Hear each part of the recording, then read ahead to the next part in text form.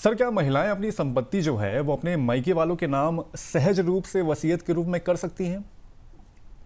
बिल्कुल कर सकती है। जी। अपनी स्वर्जित भी कर सकती हैं, अपने पति से मिली भी कर सकती हैं, और माता पिता से मिली वाली तो कर ही सकती हैं। कोई कोई रोक नहीं है, कोई रोक नहीं। चलिए, कोई रोक नहीं है, सहज रूप से वसीयत जो है वो की जा सकती है उनके नाम। सर, इस बीच कई सारे दर्शकों के और सवाल यहाँ पर आ रहे हैं, तो चलिए एक एक करके फटाफट उनके सवाल यहाँ पर ले लेते हैं। संध्या वर्मा है कि सर कानपुर से, ये कह रही हैं कि वसीयत में गवाह जो है वो कौन हो सकता है? पहली बात, वसीयत वसीयत में गवाह कौन नहीं हो सकता? जिसको इस वसीयत से कुछ मिल रहा हो, जो बेनिफिशियरी हो, वो गवाह नहीं हो सकता।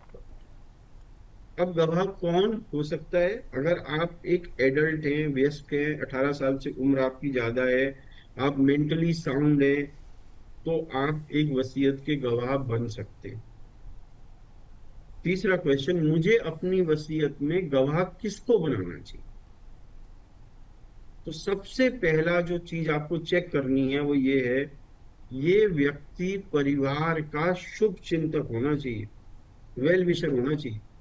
ये सबसे बड़ी क्वालिफिकेशन है गवाह बनाने के लिए। ये ऐसा व्यक्ति होना चाहिए जिसको आपके परिवार का दर्द हो। ये ऐसा व्यक्ति नहीं होना चाहिए कि आपके बच्चों से कहे तुमको तो 5 करोड़ रुपए मिल रहे हैं, मुझको क्या मिलेगा। उस टाइप के व्यक्ति को मत चूज करें। दूसरा, ये आपसे उम्र में कम और तंदुरुस्त होना चाहिए, जिसके चांसेस हैं आपको सरवाइव करने के।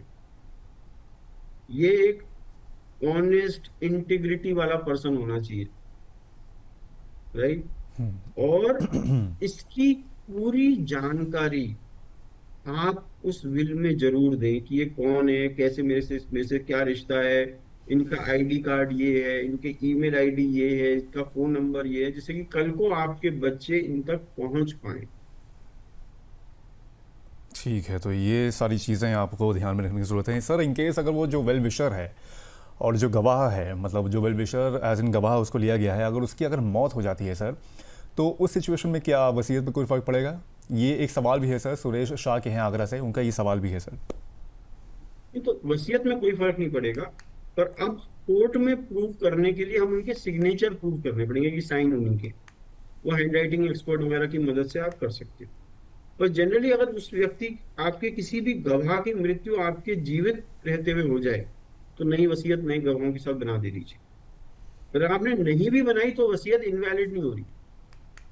वसीयत तब भी वैलिड है, पर इसको प्रूव करने में थोड़ा समय ज्यादा लगेगा, क्योंकि अब उसके सिग्नेचर वगैरह हमें मैच करने पड़ेंगे उस व्यक्ति के, कि क्या उसी ने सिग्नेचर करे हैं।